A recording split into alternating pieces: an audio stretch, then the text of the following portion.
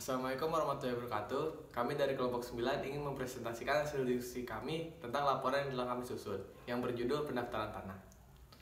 Berikut nama anggota dari kelompok kami. Oke, pada kesempatan kali ini kami akan mempresentasikan beberapa isu pembelajaran seperti yang ada dalam poin-poin berikut.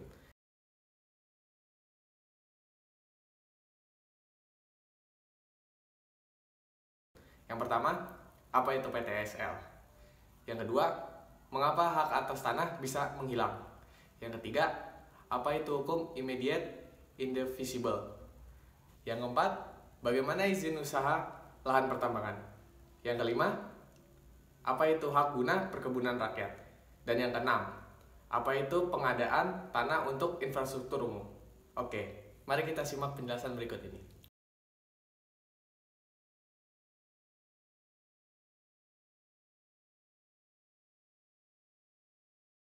Perkenalkan, nama saya Aris Ahmadi, NIM 118230037 dari Prodi Geomatika. Baik, di sini saya akan menjelaskan tentang PTSL. PTSL adalah singkatan dari pendaftaran tanah sistematis lengkap, yang mana adalah proses pendaftaran tanah untuk pertama kalinya yang dilakukan secara serentak dan meliputi semua objek pendaftaran tanah hanya di dalam suatu wilayah, desa, atau kelurahan. Yang mana dalam suatu wilayah, desa, kelurahan itu semua pengukuran harus dilakukan. Jadi tidak ada sampai pengukuran itu dibolong di daerah desa atau wilayah itu tersebut. Oke, di slide selanjutnya ini adalah rencana tahun 2019 sampai 2024 untuk PTSL di Provinsi Lampung. Dari 15 kabupaten yang ada di Provinsi Lampung, ada 4 kabupaten yang mempunyai PTSL yang paling banyak untuk diukur, yaitu di daerah Lampung Selatan, Lampung Utara, Lampung Tengah, dan Tangamus, yang memiliki masing-masing 35.000 pengukuran dan yuridis 25.000. Dan untuk total untuk di Provinsi Lampung sendiri ada 260.000 pengukuran dan yang yuridis adalah 200.000. Yuridis sendiri adalah untuk disertifikatkan. Jadi yang diukur 260.000, tapi yang disertifikatkan itu rencana 200.000 saja. Untuk apakah lulusan geodesi dan geomatika dibutuhkan? Sangat-sangat dibutuhkan, karena untuk di Provinsi Lampung sendiri sangat banyak sekali yang harus diukur, yang mana dibutuhkan seorang surveyor landang yang diperlukan. Makanya itu lulusan geodesi dan geomatika itu sangat dibutuhkan untuk pendaftaran tanah. Apalagi untuk zaman sekarang pemerintah sangat-sangat menggenjot untuk PTSL sendiri. Jadi untuk lapangan kerja PTSL sendiri untuk lulusan geomatika itu sangat banyak. Terima kasih.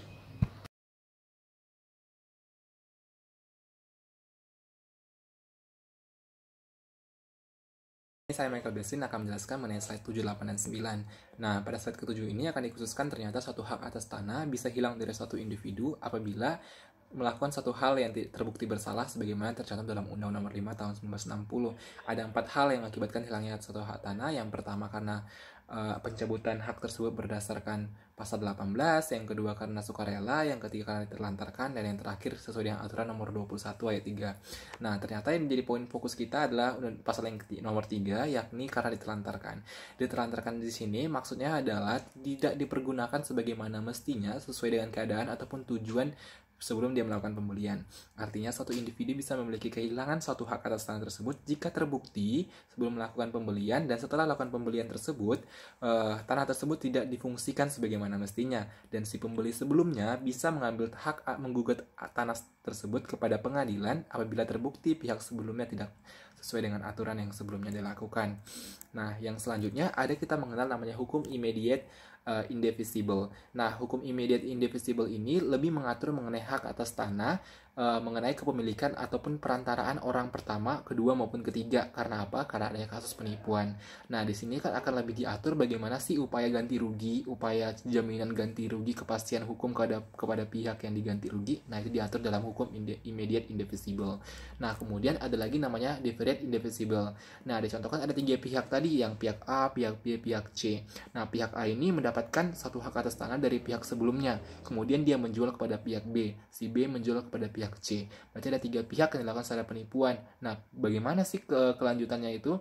Nah, ternyata Yang menjadi titik fokus di sini, orang pihak pertama dan pihak ketiga akan mendapatkan ganti rugi ataupun klaim daripada pemilik asli tersebut. Itu diatur oleh negara sebagaimana yang teratur dalam peraturan perundang-undangannya.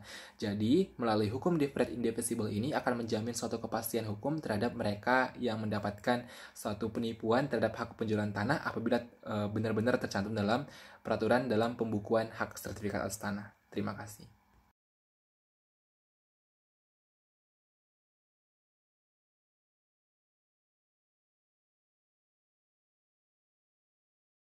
Ramadan akan menjelaskan dari slide 10 dan 11.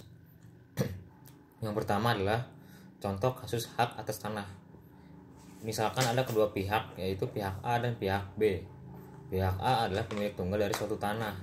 Kemudian ada seorang penipu ulung yang memasukkan identitas A dan menjual tanah ini kepada pihak B. Lalu pihak B tersebut menjadi pemilik tanah ini.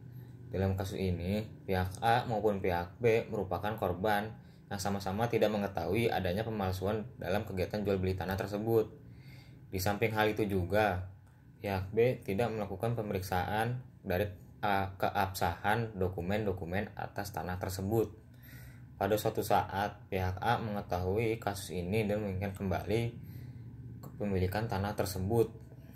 Yang menjadi pertanyaannya, pihak mana yang akan mendapatkan jaminan ganti rugi dan pihak mana yang akan memperoleh hak kepemilikan atas tanah tersebut? Jawabannya tidak ada yang mendapatkan jaminan ganti rugi maupun hak kepemilikan atas tanah tersebut, karena keduanya tidak tercantum dalam sertifikat hak atas tanah tersebut. Berikutnya adalah penguasaan tanah atas lahan tambang. Misalkan ada seorang pengusaha ulung yang mempunyai lahan tambang di suatu daerah. Lalu yang pertanyaannya, apakah negara memiliki hak atas tanah lahan tambang tersebut? Jawabannya ada di pasal 33 ayat 3 Undang-Undang Dasar tahun 1945 yang menjelaskan bahwa bumi dan air dan kekayaan alam yang terkandung di dalamnya dikuasai oleh negara. Penyelesaiannya itu sendiri hak atas tanah tersebut dengan cara pembebasan dengan memberikan ganti rugi kepada pemegang haknya.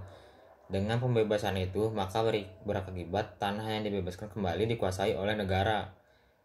Sekian dari saya. Terima kasih.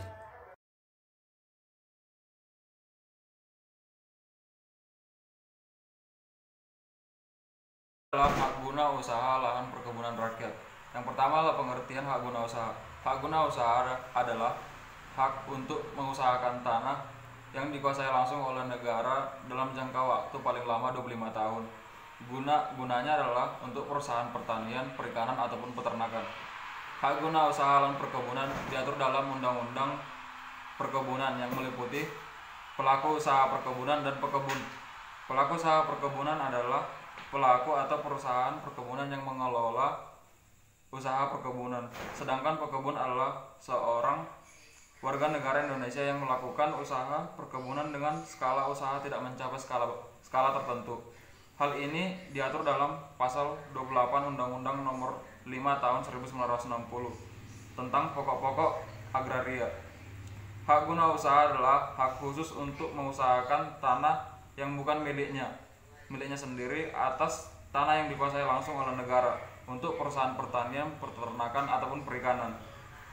Bedanya hak guna usaha dan hak pakai adalah hak guna usaha hanya dapat diberikan untuk keperluan pertanian, peternakan ataupun perikanan tersebut untuk tanah yang luasnya minimal 5 hektar, serta hak guna usaha ini tidak dapat beralih tangan atau dialihkan kepada pihak lain, namun dapat dibebani hak tanggung.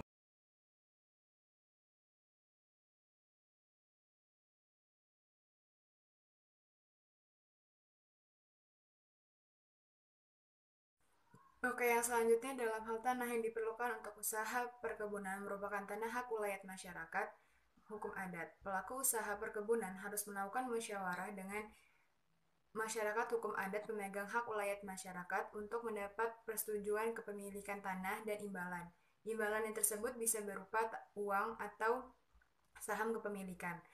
Lahan yang digunakan untuk perkebunan tersebut tidak sebatas lahan dengan status tanah hak guna usaha saja, tetapi Juga bisa lahan yang berstatus hak milik, hak guna bangunan, atau hak pakai sesuai dengan kebutuhan dan ketentuan perundang-undangan serta tanah hak ulayat.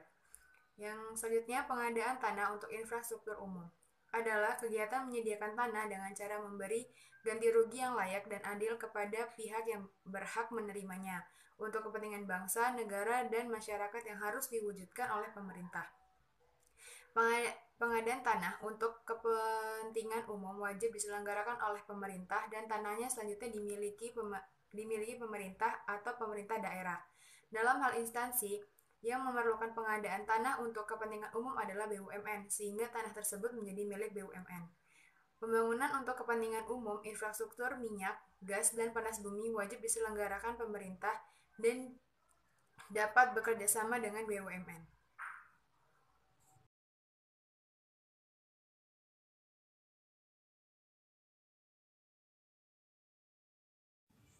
Assalamualaikum warahmatullahi wabarakatuh. Perkenalkan, nama saya Mas Albana, NIM 11823011. Pada sesi kali ini saya akan membahas tentang kesimpulan dan saran dari presentasi yang telah kami buat dan dari presentasi sebelumnya yang telah teman-teman saya jabarkan. Nah, dari kesimpulan itu sendiri, yang pertama itu ada output yang dihasilkan berupa sertifikat atas tanah. Jadi dari beberapa serangkaian sistem pendaftaran tanah ini, hasil akhirnya atau outputnya itu berupa sertifikat atas tanah. Yang kedua itu pendaftaran tanah menjamin kepastian hukum. Dan yang ketiga, PTSL hadir untuk menyelesaikan sengketa tanah. PTSL atau pendaftaran tanah sistematis lengkap itu dilakukan secara serentak. Nah, guna itu untuk menghindari sengketa tanah itu sendiri dan hal-hal yang tidak diinginkan lainnya.